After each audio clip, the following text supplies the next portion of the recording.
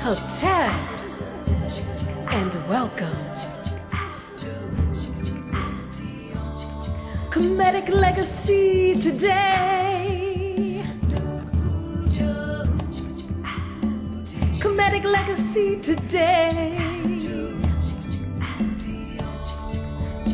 Life, health, and strength to you all. Comedic legacy today.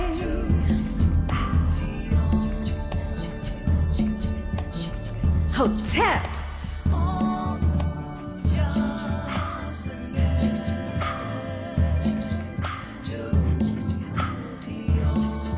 Comedic legacy today.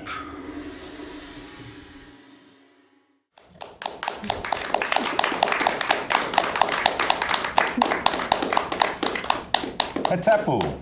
Welcome to Comedic Legacy Today, the weekly journal of ancient African, ancient Kemetic history and spirituality.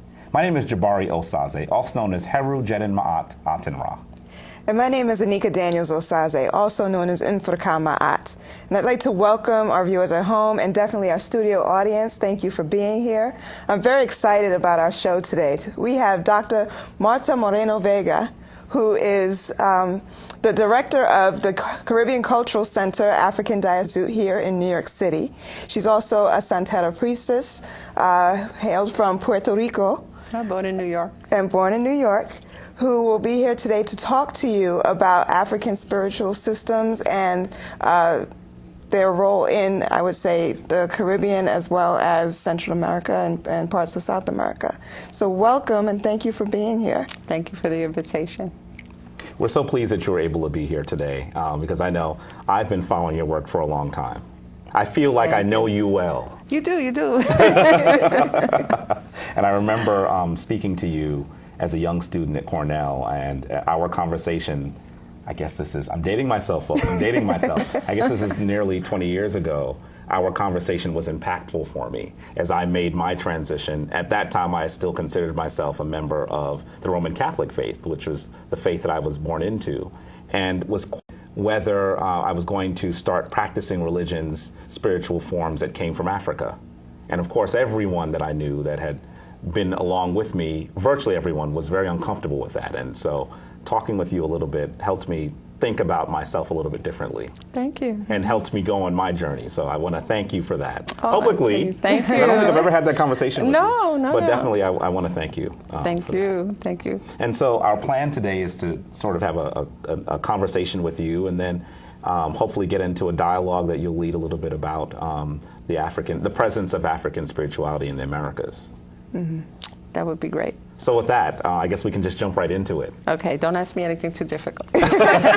We promise that we won't. Although I'm quite sure that anything that we might think difficult, you'd probably think is easy because we've read your books. Mm-hmm. And so we know that you've certainly made quite a contribution for Africans worldwide, but particularly Africans in the Americas. Mm-hmm. And so we're quite sure that you'll be able to field any question that we throw at you. And so I guess we want to just start by talking a little bit about your origins here in New York. You're a native New Yorker like we are. Mm-hmm. And I guess maybe if you could talk about how being born here in Manhattan, in New York, helped develop where you are now. Well, my parents were born in Puerto Rico, mm-hmm. and my grandmother on my father's side was also living with us in the same tenement. I grew up in El Barrio, East Harlem, Spanish mm-hmm. Harlem. Mm-hmm. And I grew up with these traditions. My grandmother was a spiritist, mm-hmm. and she believed in spirit. And spirit always guided our family. Although, if you ask my mother and my father and my grandmother what their religion was, they would say Catholic. That's right. Right? Mm-hmm. But they never went to church. They never practiced any real sort of systematic Catholic religion. Right. And so at home, what we knew was the cleansing of our home, mm-hmm. the the guidance of spirit. My grandmother had an incredible altar. There was a room, right, with all of her imagery. Some of it Catholic, some of it, statuettes of African spirits, and flowers and incense and so on. So I grew up with that imagery and that aesthetic. So, which most of us growing up at that period went through is like, don't tell people what we practice at home. This is just for us. Wow. So that, you knew that there was a duality in terms of what you went through. Right. But I grew up with these traditions in East Harlem. Right. Now, were you clear that there was a difference between the way that you were practicing, let's call it Catholicism at this point, and perhaps what other people were practicing? Was it clear to you then, or was it just very natural? Not really, because most of, remember East Harlem was all Puerto Rican or Caribbean, African American. That's right. So that everybody was almost in the same place. People said they were Catholic, but nobody went to church. Right. You went to church if there was a wedding. That's right. Right, or a baptism. That's right. right. And that was basically the extent of it. So it was not something that was at the forefront of my mind or most of our minds. So now you call yourself a Santera priestess, correct? Or well, I'm initiated in the Lukumi tradition. Santeria, that terminology it's a very Western European term that really begins to be used by Western Europeans as they were seeing African descendants sort of worship Catholic imagery. Without understanding that Catholic imagery was a parallelism.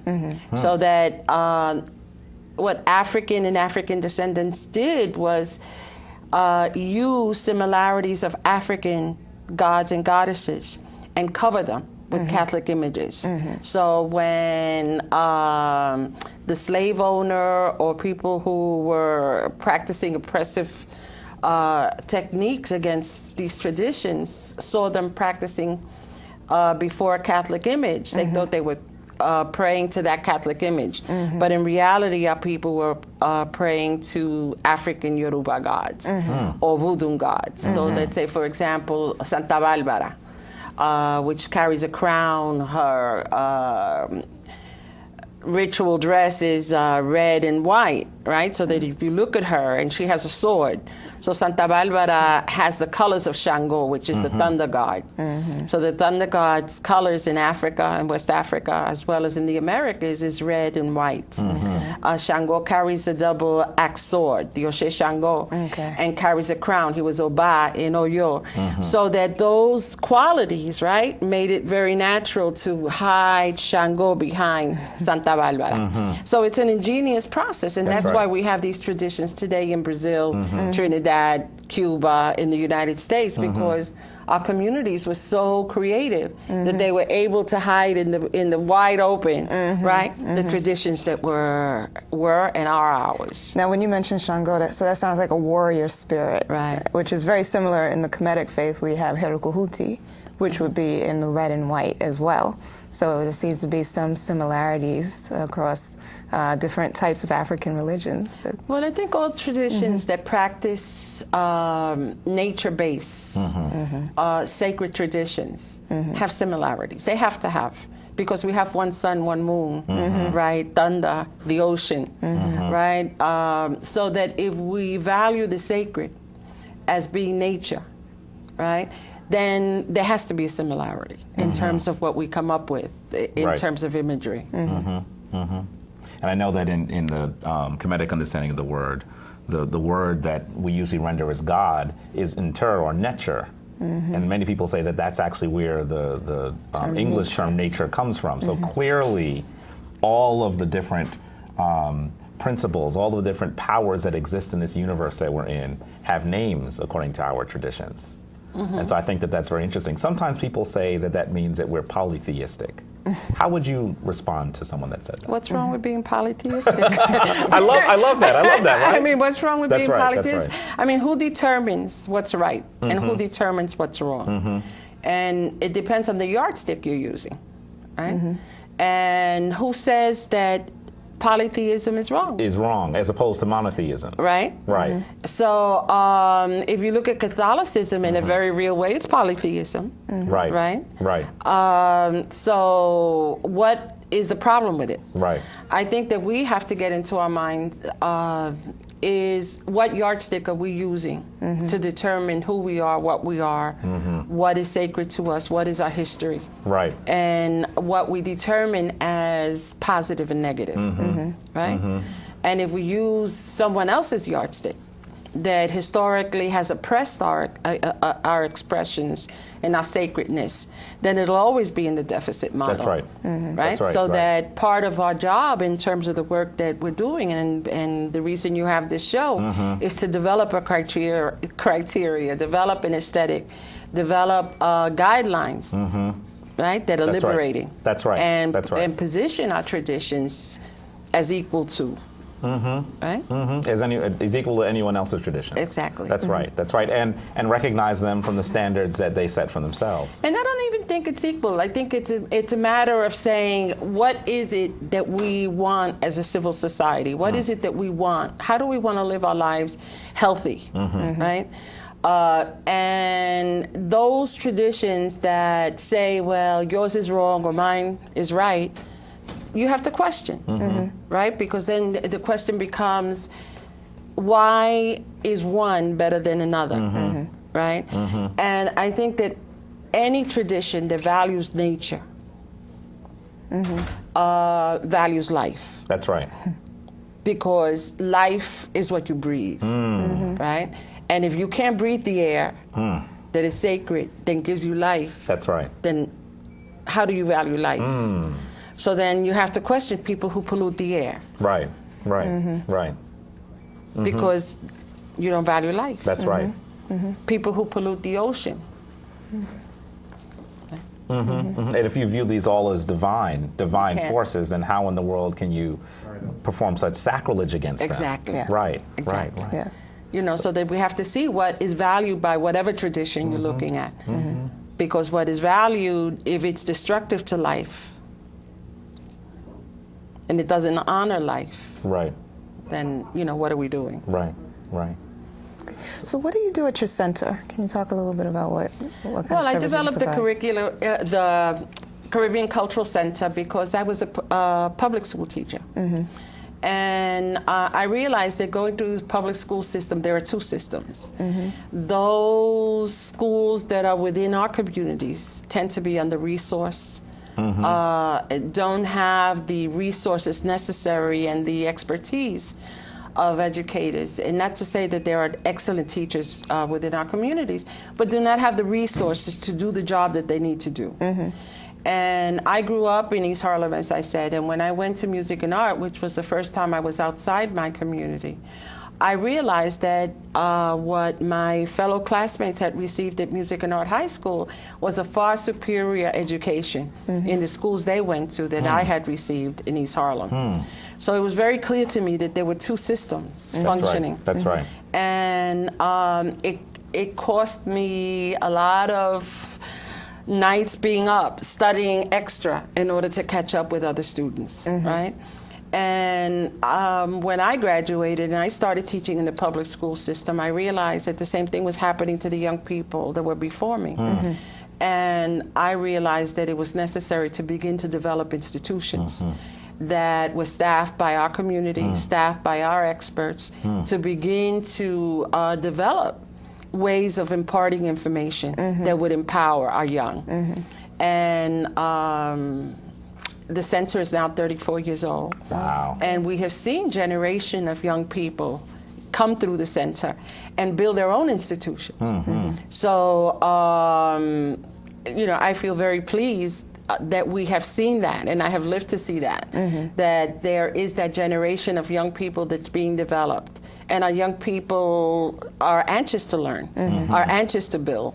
And the center proves that, as other institutions and other programs that we have proved that. Now, I noticed that you take groups to Puerto Rico for a course as well. Do you still do that? Well, I teach in Puerto Rico because one of the areas that I'm now researching extensively is the traditions in Puerto Rico. The book that you mentioned, my first book, Altar of My Soul, focused on my initiation in Cuba and the research I did in Cuba. Now I'm researching Puerto Rico because oftentimes when people talk about African diaspora religions, Puerto Rico is not included. That's right. And the reason is that I don't want to say no one, there hasn't been in-depth research in the spirituality of Puerto Rico. And there are various reasons. When you look at Puerto Rico, it's still a colony of the United States. Right. Catholicism was the religion under Spanish colonialism. When the United States went in and imposed Protestantism, and Protestantism tends to be even more oppressive than Catholicism because Catholicism provided imagery to hide behind, Right. but Protestant traditions don't have imagery. No. Right, so that's why in the United States you have to really look deep in terms of what traditions have survived, because there is no imagery to hide behind.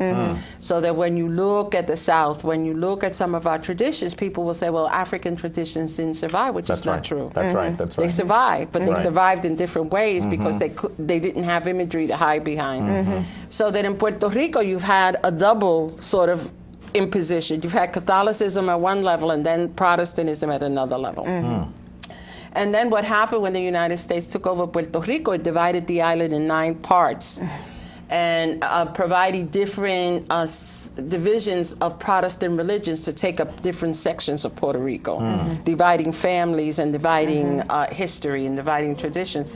So for the past 5 years, I've been focused on looking at the traditions, the African traditions in Puerto Rico.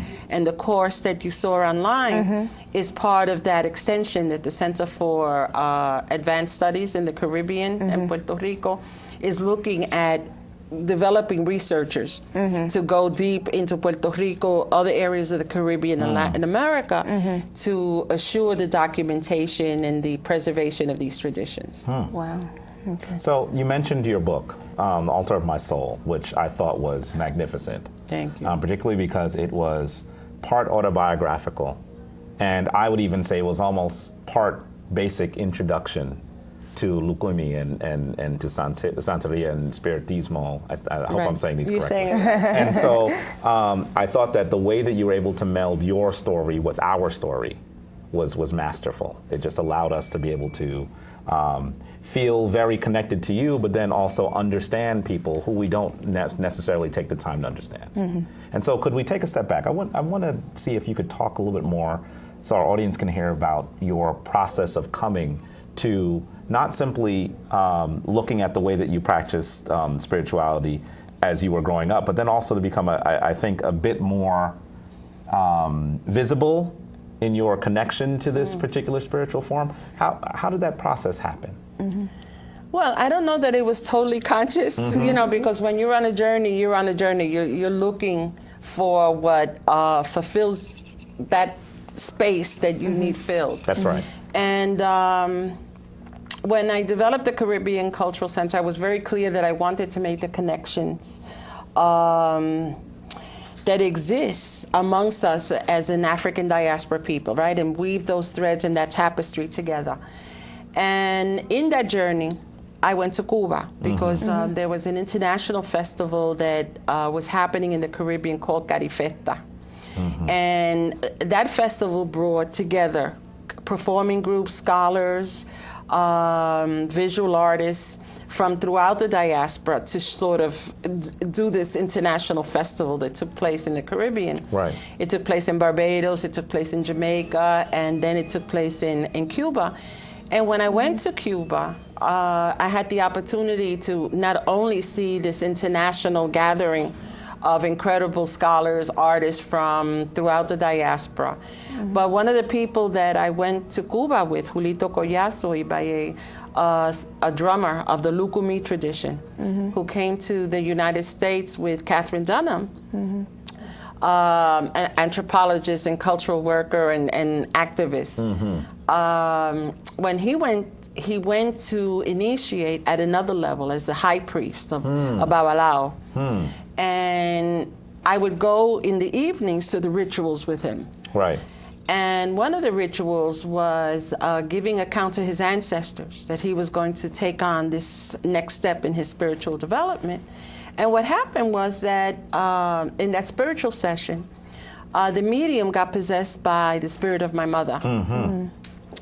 And for me, it was sort of shocking because in my sort of professional journey, my grandmother had passed, my mother had passed, and my father, although believing in Espiritismo, wasn't an active practitioner. Right. We sort of let it go dormant, right? Because my mother and my grandmother were no longer present, so I was sort of focused on my career and and my research.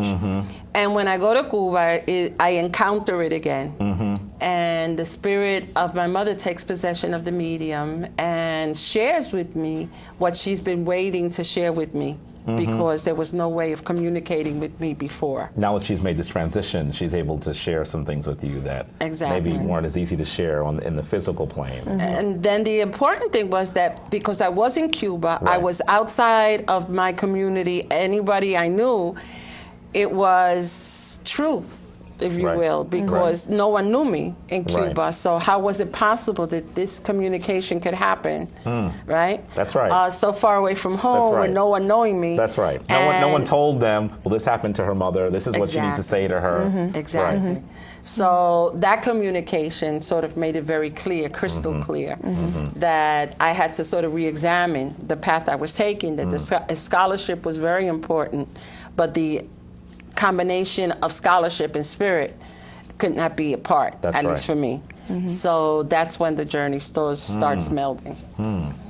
And then I go back to Cuba 3 years later and initiate. Right. When I come back, being president and of the Caribbean Cultural Center, I mean, I had to make the decision. When you initiate into the tradition, you have to dress in white for a year and go through the process of training, cleansing, and so on. And I had to make the choice of, do I dress in regular clothes or do I do what is required? Right? And the decision, that's why I said you have to develop your standards. My head at first was, well, will I lose my job? Will I have trouble, with funders? How can I do this? You know what I mean? And then there comes a point where you say, well, it is what it is. Right. If I'm going to do this, I'm going to do it. She's speaking to you right now. And this is it. So when I came, and this is how spirit works, When I came back, I was dressed in white. The next day, I was invited to City Hall. And I I like,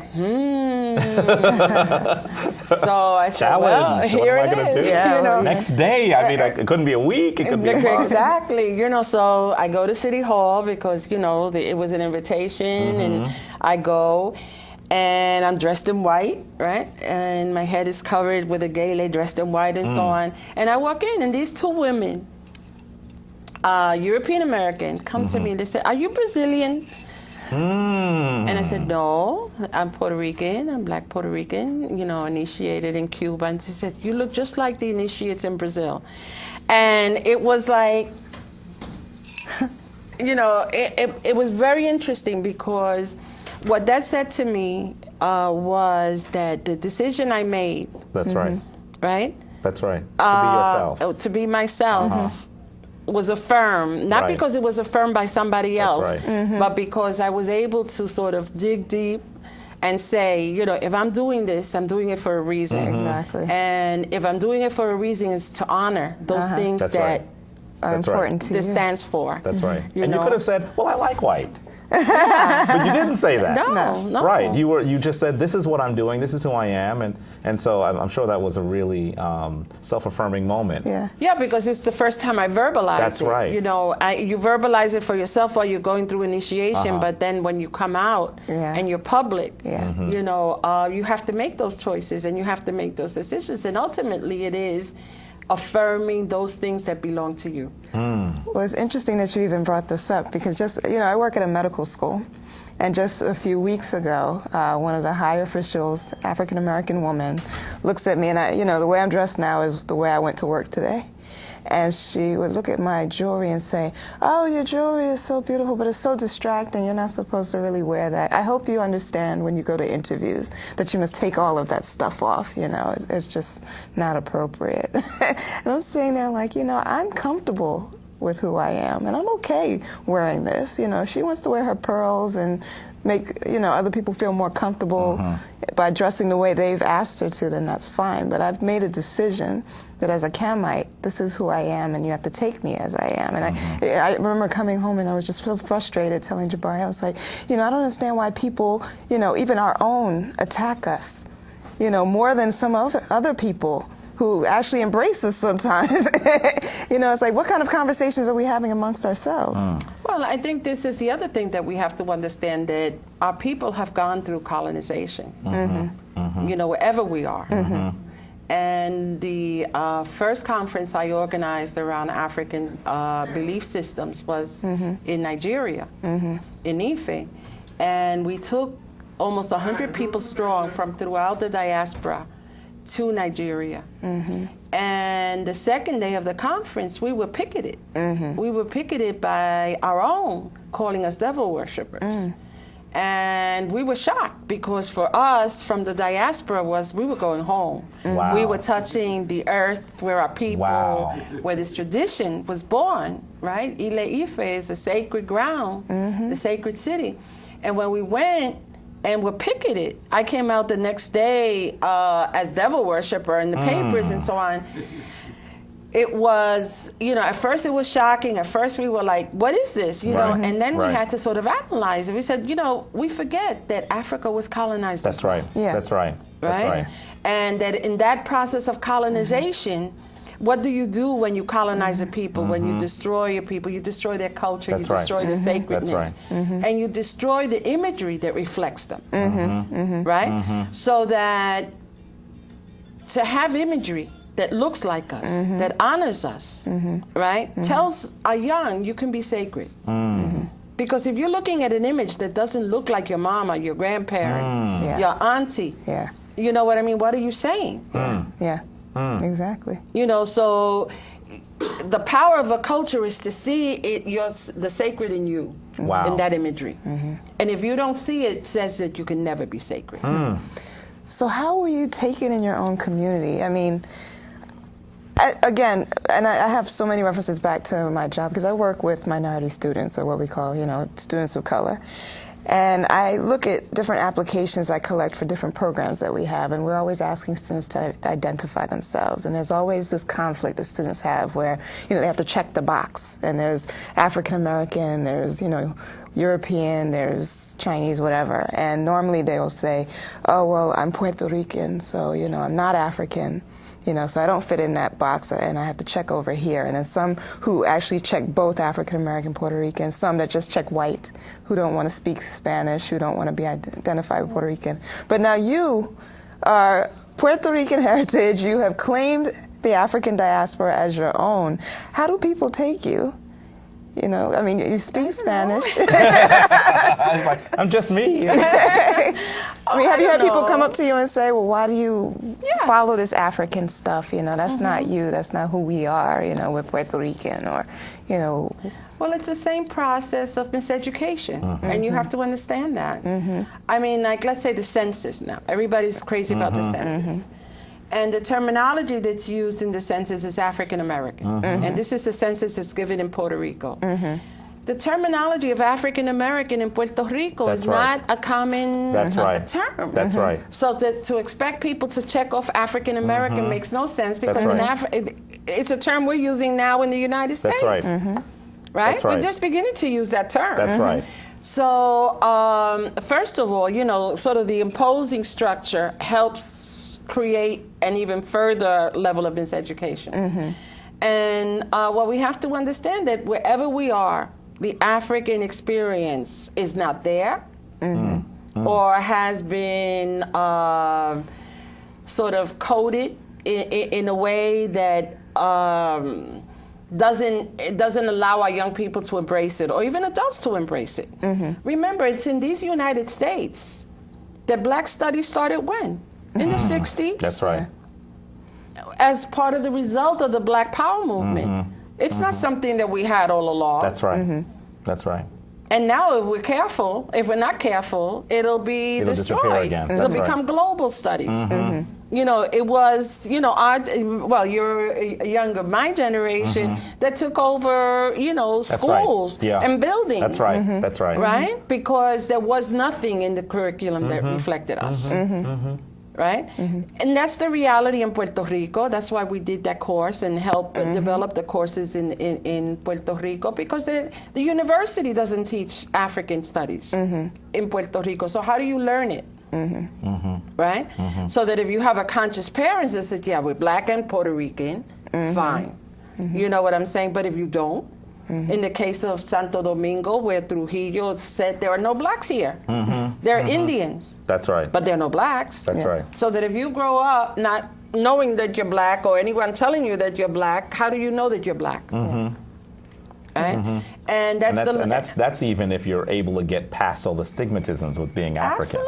Absolutely. You know what I mean? So that a Puerto Rican is not a racial identification. It simply says you were born in Puerto Rico, Right. or a Puerto Rican parentage, right? But they're very light-skinned Puerto Ricans, and they're very dark-skinned Puerto Ricans. Right? So that you have all of that gradation in the U.S. context as well, right? And I think that we also have to be very honest with the African American experience. Right? There are some people that identify as African and African descendants, but Better there's some believe it. that absolutely don't. That's Exactly. right. That's right. Exactly. Right? That's right. That's right. So that there's a process of education that we have to go through, not only within the United States, but globally. Because the destruction has been so massive. That's right. That's And right. I would say we need to flip it and say, isn't it incredible? Isn't it absolutely incredible that the people that were not supposed to survive, survived?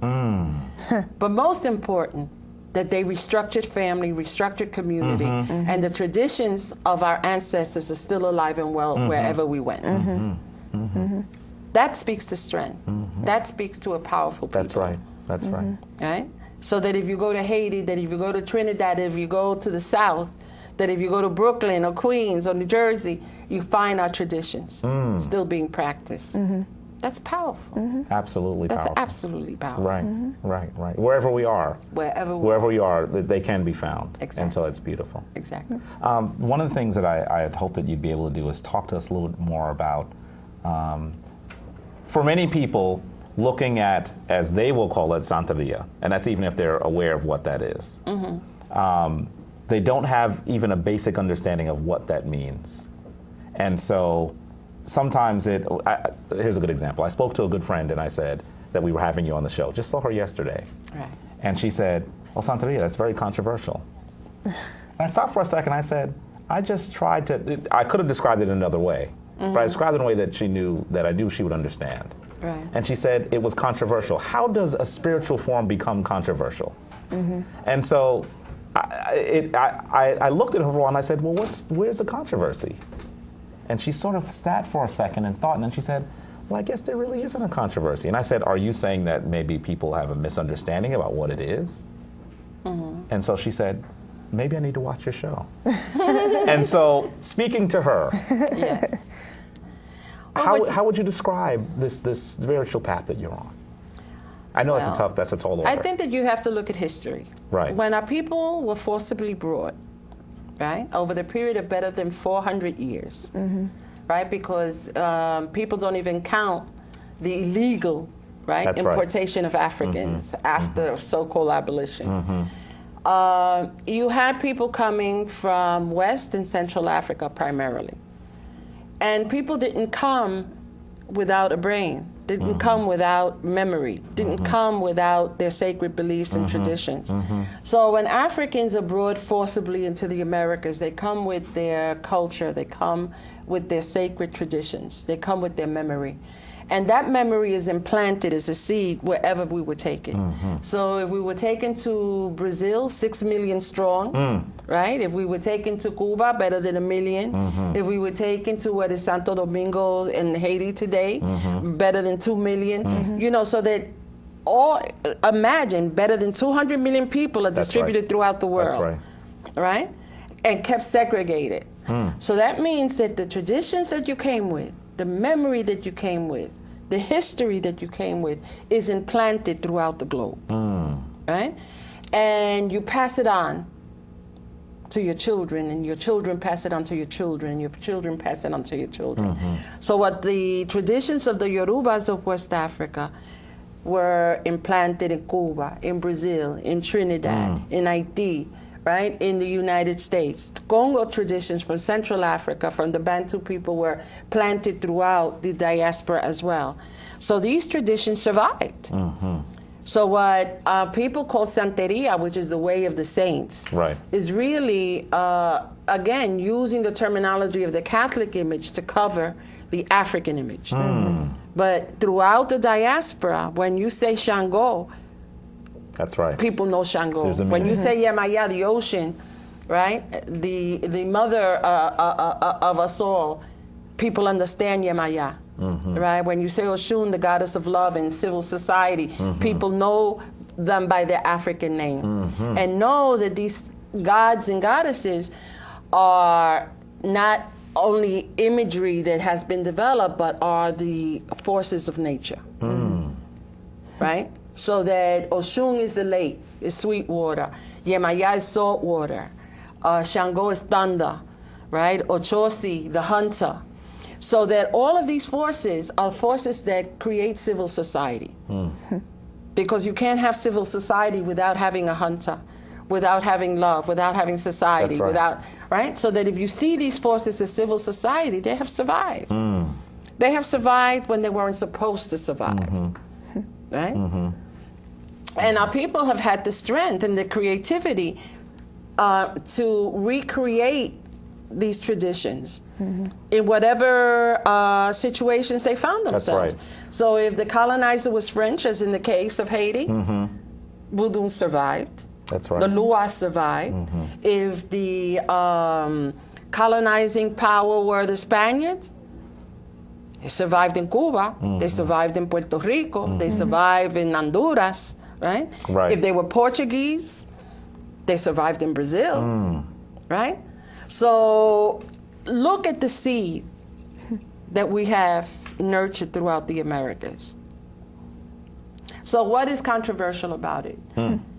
Our people have been forced to either practice Western European traditions, Catholicism, Protestantism. That's right. Right? So that if you practice these traditions, then those traditions that reflect you see as odd. I think that's amazing that the people they reflect us, but people still think that they're odd. Exactly. Right. Right? But that goes back to the concept that I was telling you, that if you see an imagery that doesn't look like you, and you're always trying to look like that image, right? There's always something missing in you because you know that you're not going to look like that image ever. That's right. I don't care how much weave you have. People have tried. I don't care though. how much bleach you put on your face. People have tried. People have tried. That's right. That's right. That's right. And it'll always be unsuccessful. Always. It'll always be unsuccessful. Right? So that there's always that emptiness. But when you look at an image that looks like your mama, your papa, your titi, your auntie, you know, then you say, yeah, that's me. Right. The sacred is in me. Wow. Right? And that's what we have to strive for. So to me, whether you call it voodoo, whether you call it keme, whether you call it, as long as those images look like us, that's power. Right? Because you know the sacred lies in you. Right. And we also have a clip as well. Yes, we do. And I think that we should go to our clip. I know that, I first of all, I want to say thanks once again for having us have this dialogue with you. Thank you for the opportunity. And we're certainly going to go to the incredible clip of the documentary that you've put together. And I know that other people has assisted you. Yes, Bobby Shepard. Yes, was your photographer or your filmmaker. Yeah, right. the director of photography. And Bobby has shot Emmett Till, the documentary on Emmett Till. I knew the name was familiar, but I wasn't sure why. Yeah, he's an award-winning photographer and filmmaker. And he went to Cuba and just was enthralled with what we saw. And if it wasn't for Bobby, this film would never have happened. So I just, sort of conceptualized with him what we wanted to see. And just to give it context, the person who initiated me asked me to do it because I felt very uncomfortable to say, I'm not Cuban. For me to go in and do this documentary. But my godmother was very clear. She said, too many of the elders are passing. And their stories are going. And not only the stories going, but people don't even know that they existed. And we have to have a way of at least saying that they were on this planet. That's right. And she was so right, because at least 7 people in the film are no longer with us. And this was shot in 2003. I'm glad you said that, because I think I saw on the video that it was released. What year was it actually released? 2003. 2003. But I noticed that in the copy that I have, even some of the individuals that added so much clarity to the documentary, some of them had passed after the documentary was completed. My godmother passed right after we finished the documentary. And you still included them, saying, we recognize their contribution, we recognize that they're ancestors, and they're still going to contribute to us at the end of the documentary. Yes. I noticed that, and Absolutely. I said that it was a subtle commentary on the importance of the ancestors, I thought. Well, not subtle, very clear. Yeah. I think that you are the result of your parents. That's right. And they are the result of their parents. And their parents are the result of their parents. So we're all seeds. And we have to see ourselves as seeds. And when you have your children, they will be another seed. They will be the seed that you have planted. And then they will plant a seed. So if we don't see ourselves as a continuum, we have no history. We have no present, we have no That's future. right. The tree without roots. Exactly. Right. So that the ancestors are extremely important, because that knowledge doesn't disappear. Right? That knowledge either manifests through spirit, or it manifests because we're doing what we're doing now, documenting. Right? And then if we capture a story, that will be there for future generations to refer to. So with that, folks, the incredible documentary, When the Spirits Dance Mambo. Thank you.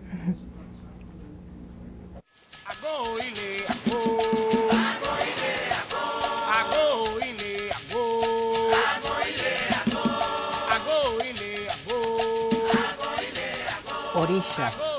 Ellos son las energías sagradas de la naturaleza.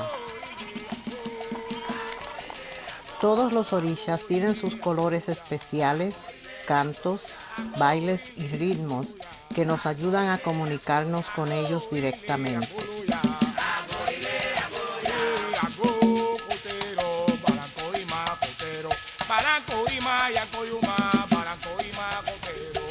Olorum, la deidad suprema, reside en las alturas del cielo.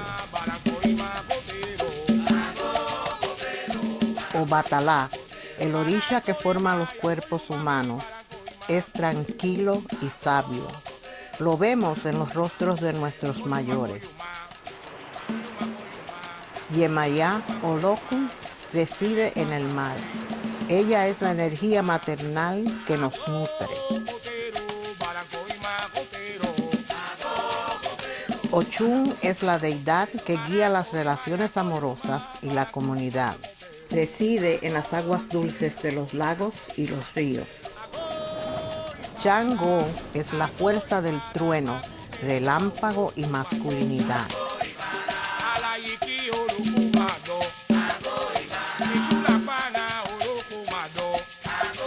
El Eguá, el niño travieso, abre y cierra las puertas de la oportunidad.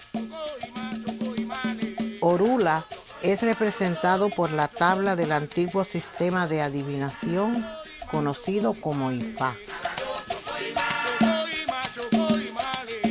Cuando nos iniciamos dentro de la santería, heredamos la esencia del orisha específico. Usamos sus símbolos sagrados, los eleques y los ides. Con esto, los orishas nos dan su H.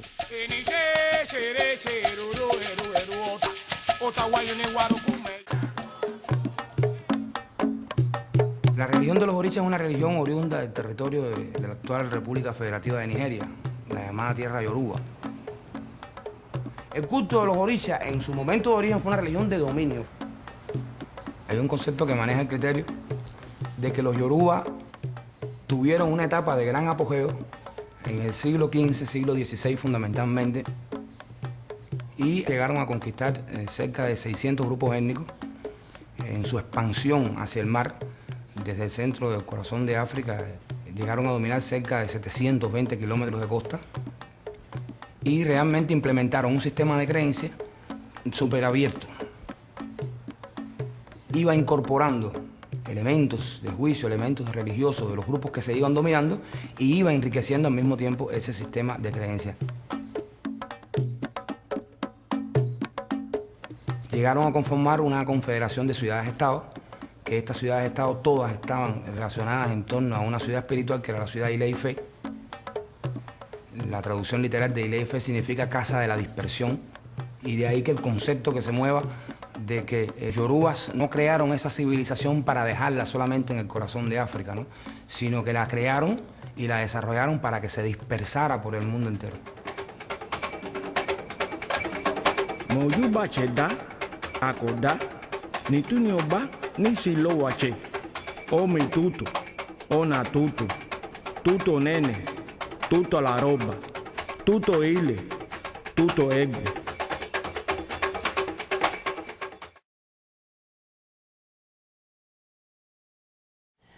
I'm glad you were able to see part of the clip because it's very important for you to get a visual understanding of what these traditions look like and the beauty of these traditions. The aspect of nature that we start with is to really get the message across that each of the forces of nature, in terms of the Yoruba context, in terms of the Lukumi context, are energy forces that surround us that are sacred. The air that you breathe is sacred. The words that you speak carry power and are sacred. And therefore, the understanding of nature as that part of your life that you are in tune with allows you to be in balance with your life. And the Yoruba tradition from West Africa throughout the Americas celebrates the concept of balance, the concept of being in balance with spirit, with your ancestors, and also being in balance with how you live your life on a daily basis. And that's what we tried to show in the film, how in Cuba, as an example, these traditions, this philosophy, being in tune with the elements that surround you, that keep you alive, that keep you sacred, are essential to living a life, a healthy life, a sacred life. When you looked at some of the ritual dress, that is a manifestation of the concept of aesthetic. And that's very important because oftentimes we forget that there is an aesthetic element that defines beauty. And who defines beauty? We define beauty. And through the sacred traditions that we practice, beauty is manifested. It's manifested not as, oh, you're pretty and your face is pretty, but it's manifested in beauty in terms of how you maintain character. Iwa, character is how you walk in the world. Character is the ethics, the morality that you bring. And in the Yoruba traditions and in the Fong traditions and in the diversity of traditions that have survived, wherever we are, the issue of character, the issue of walking in the world with dignity, with ethics, with morality, are essential because those are the essential elements that sustain us and keep us in balance with nature's forces. And nature's forces, again, are sacred. And what we found in the tradition as we did the filming, and Bobby was incredible in terms of capturing sacred moments and celebrating sacred moments that could be seen by the public. you will find that in all of the aspects that we try to capture and share with our audiences is that there is a process, there is a respect that one must follow in terms of our elders, in terms of that ancient divine knowledge that our people have passed on through generations. And we are the carriers of those traditions, and we have an obligation to pass on those traditions.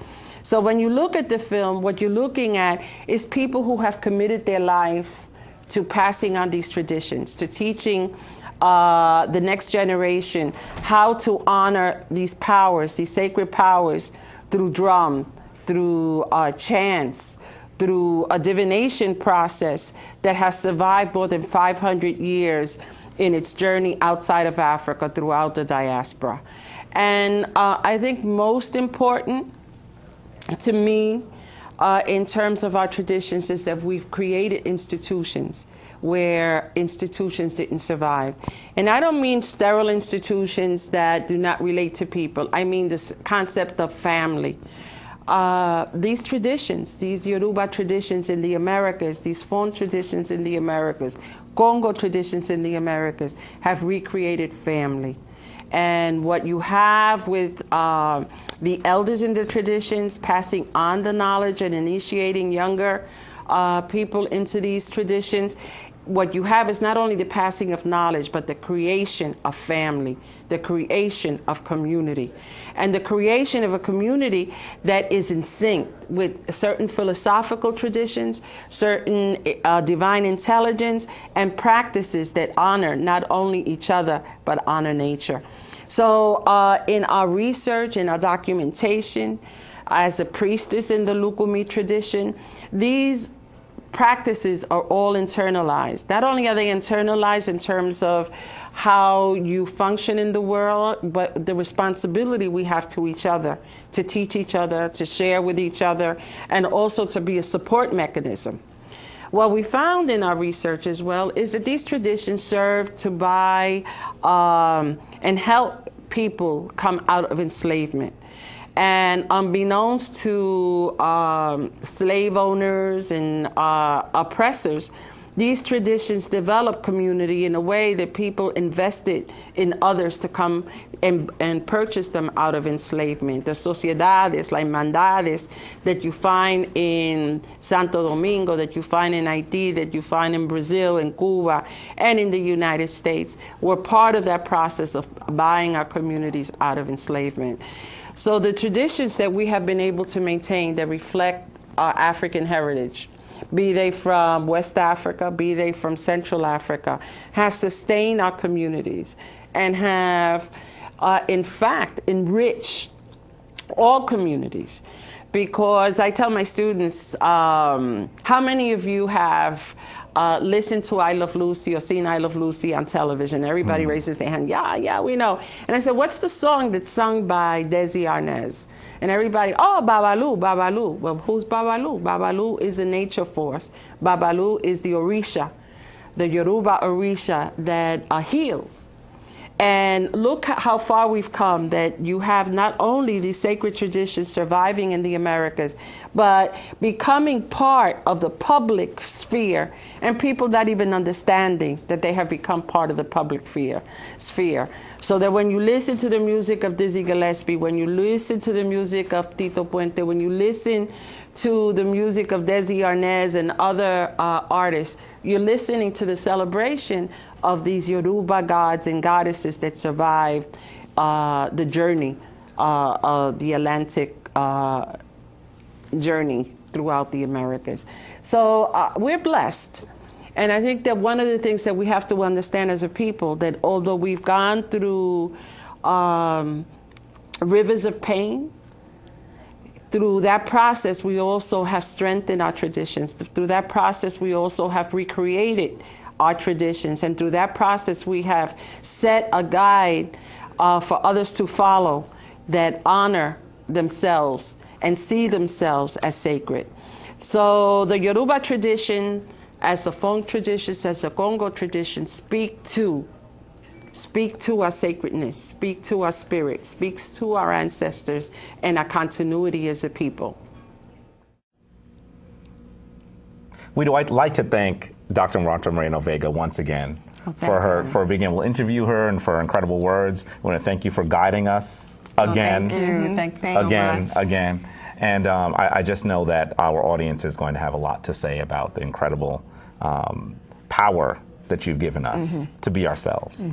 Thank you. Definitely. And just let everyone know how they can reach you. Well, we are at the Caribbean Cultural Center African Diaspora Institute. We're located at 307-7420. The address is 408 West 58th Street between 9th and 10th Avenue. So do visit us. Wonderful. Thank you so much. Thank you. Thank you. Thanks again. Thank you. And thank you to our studio audience for being here. You've been a wonderful audience. And for our audience at home, please give us feedback. Let us know how you like the show. You can reach us at Facebook. We have our fan page for either Comedic Legacy, or you can find us at Central for Ma'at. You can go to our website and leave us some feedback, www.comediclegacy.com, or you can go to our other website, www.centerformaat.com. Thank you so much. And as always, we say the divine force in us greets the divine force in you. Hetepu. Hetepu. Twau.